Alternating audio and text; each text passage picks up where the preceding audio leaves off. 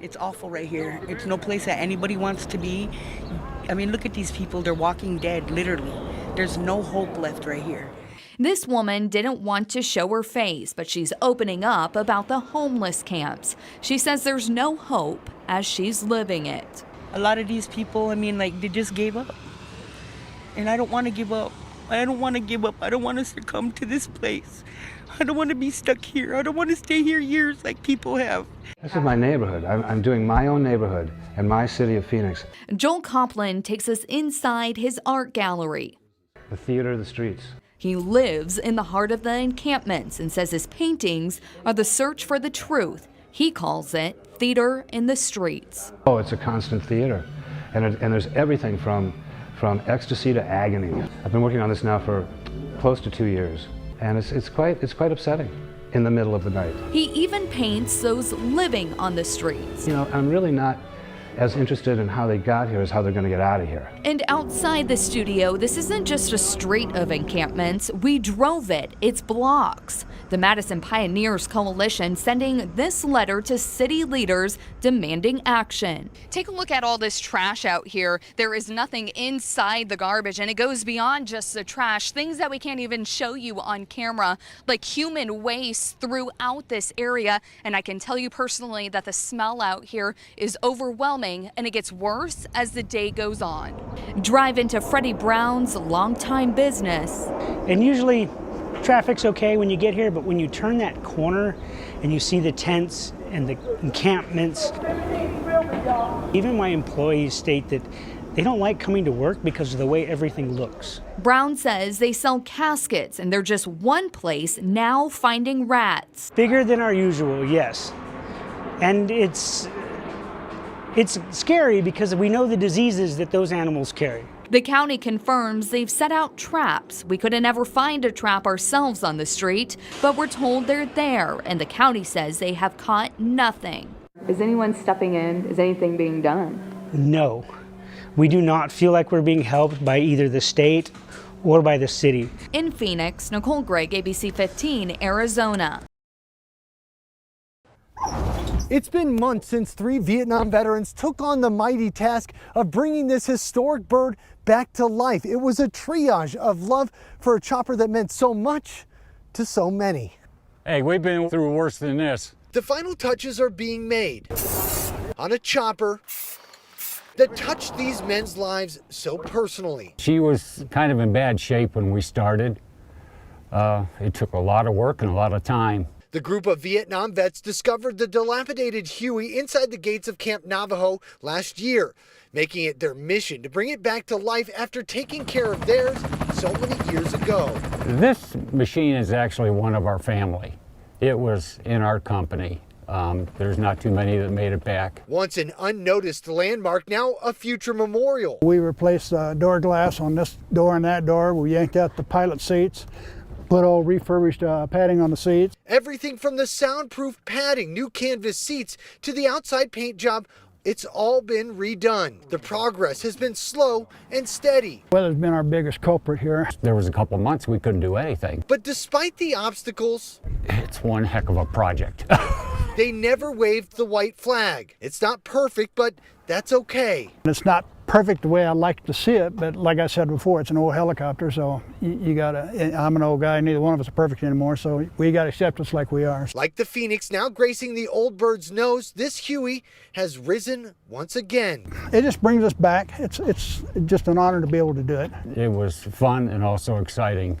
The group now hopes to protect this magnificent aircraft from Flagstaff's harsh winters by adding a canopy over the top of the chopper, preserving it for future generations to come and visit and honor those who've made the ultimate sacrifice. I'm Cameron Pullum, ABC 15 Arizona. It's wonderful to be here this weekend and see what, the effort that goes into Memorial Day.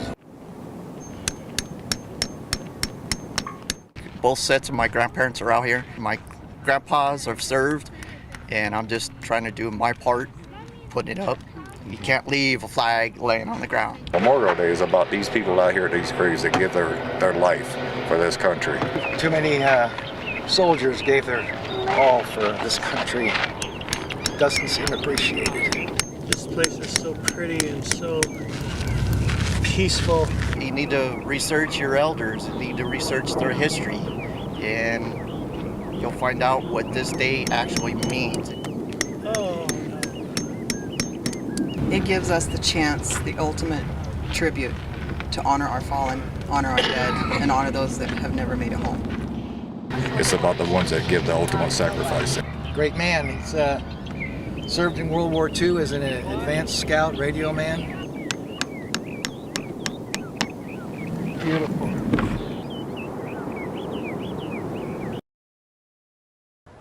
Bees are the lifeblood of Valley Honey Company in Queen Creek, but over the weekend they found themselves in a sticky situation when 112 hives were stolen. This pallet here is empty.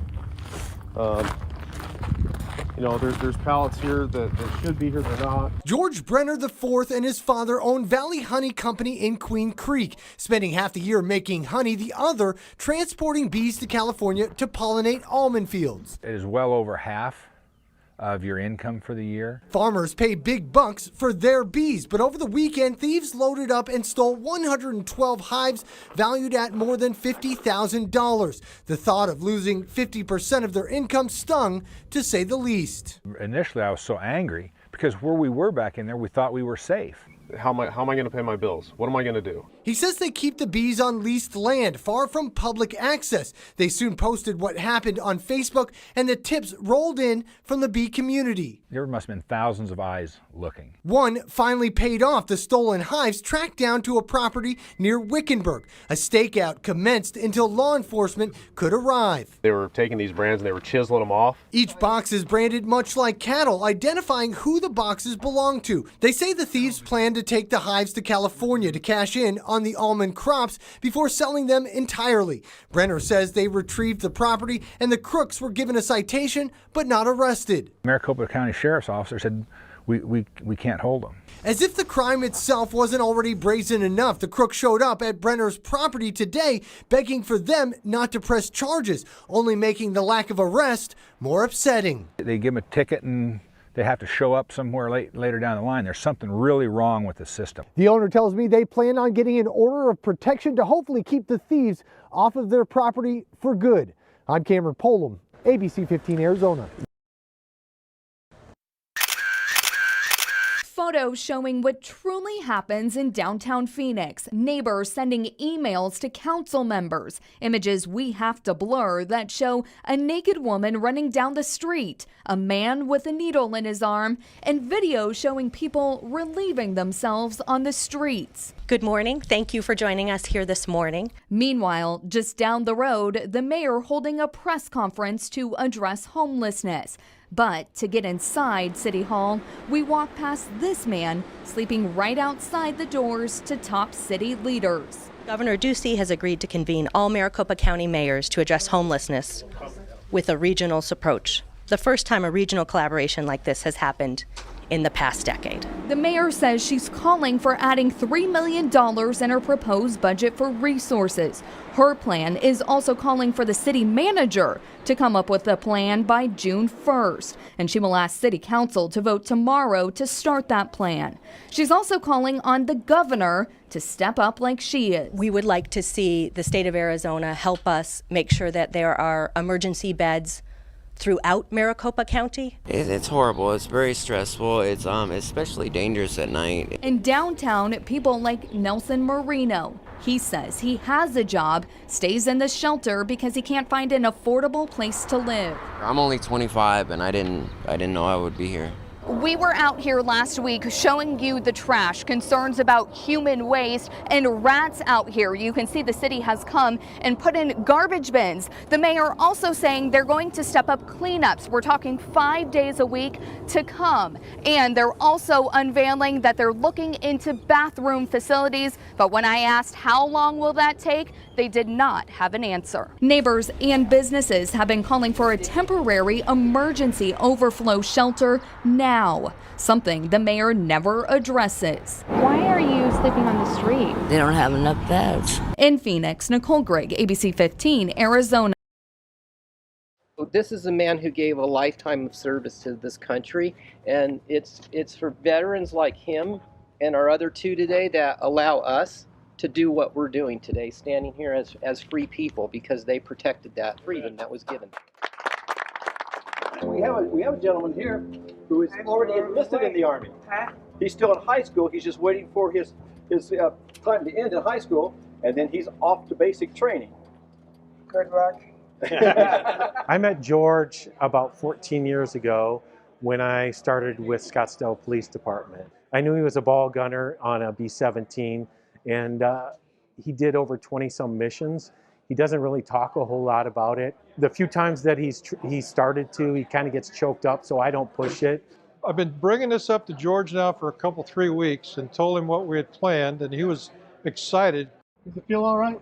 Yeah. When I first told him about going up in an airplane, the lights in the eyes lit up, and it was like a kid at Christmas.